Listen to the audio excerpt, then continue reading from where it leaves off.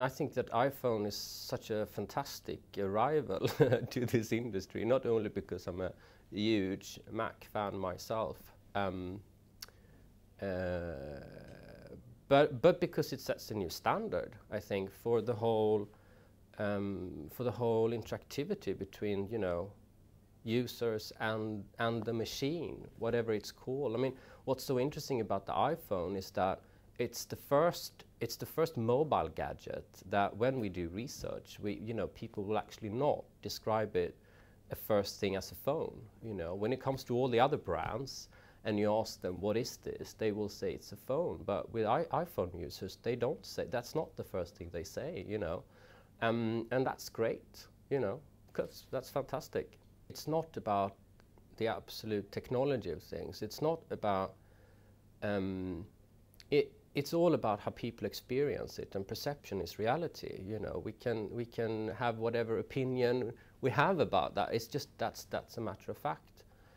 I agree with you that from a technology point of view, it's not a piece of like amazing technical innovation, but I think that the, you know, in grand old, you know, Apple style, they managed to do something which is beautiful and quite easy and fun. You know, it's, you know, people like to spend time with it. You know, so. I think those are principles people often forget, aren't they? You know, making something fun and yeah, sure, and beautiful, which is important as well.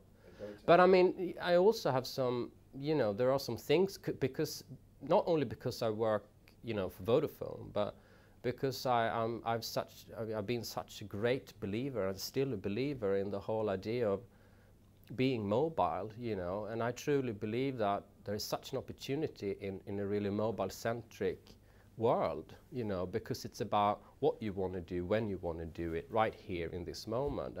And that's probably my biggest concern right now with the iPhone, that it's still based on an Apple paradigm, which is, you know, you need to sync with the iPhone and it needs to be the closed system and all of that. And you can really sense that with the first generation of it, that it is an Apple view of the world, and I think that view is a bit obsolete. You know, you want to get to all the stuff you want to get to right here, right now. You don't want to wait for it to sync, you know, you know, all of that stuff. So. But I think in time they will have to realize the power of actually the moment, but they're certainly not there yet. Although it is a very cute device, you know. Well, I agree, and I think a lot of critics have sort of voiced that, haven't they, that Apple need to sort of open their eyes a bit. And, yeah, but it's the first one, you know. Many other. Historically, yeah, I mean, many other phone manufacturers have been at it for a very long time, and they haven't come up with something that is, you know, as neat. Although I'm a BlackBerry, you know, I'm a Crackberry user, you know. So for me, and the iPhone is not really an alternative to a proper BlackBerry, you know, it just isn't.